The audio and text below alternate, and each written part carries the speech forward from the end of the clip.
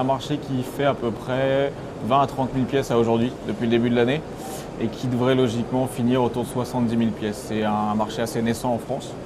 Au Japon, c'est déjà 30 à 40% du marché des produits optiques interchangeables. Donc c'est déjà une grosse partie de ce marché-là.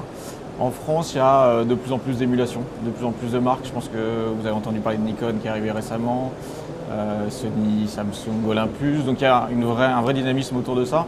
Et le terme hybride, je pense que vous en avez parlé, je vous en parle. Le terme hybride est déjà, on va dire, dans les mœurs. Dans les mœurs des journalistes, dans les mœurs de la distribution, des fabricants. Donc il y a un vrai segment, un vrai marché qui est en train de s'installer. Et je pense que la fin de l'année va être assez dynamique, beaucoup de communication, on va rentrer dans le détail, mais voilà, il y a une vraie émulation autour de ce genre d'appareil. Ce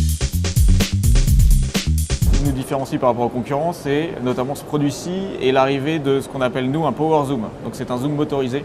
En fait, on se parle d'un compact à optique interchangeable.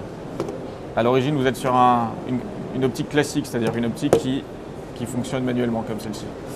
On a inventé la première optique motorisée grand public, c'est-à-dire qu'en fait, hop, vous ajustez sur l'appareil l'optique, voilà, et c'est un zoom motorisé, ça en fait que vous gérez directement ici. Le zoom se gère directement automatiquement ici.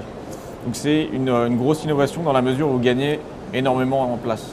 Je ne sais pas si vous voyez la différence de taille entre une optique classique standard, donc que vous retrouverez aussi chez des concurrents, et celle-ci. Donc l'avantage, c'est d'avoir effectivement de retrouver un peu les automatismes du compact. Je pense que là, on va essayer d'aller chercher des gens qui viennent du compact et les faire monter sur des produits un peu plus créatifs, un peu plus qualitatifs, pour essayer de gagner un peu plus en qualité d'image.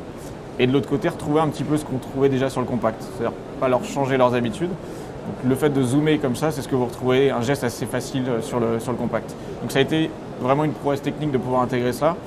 Et l'intérêt majeur, c'est d'avoir un produit tout petit.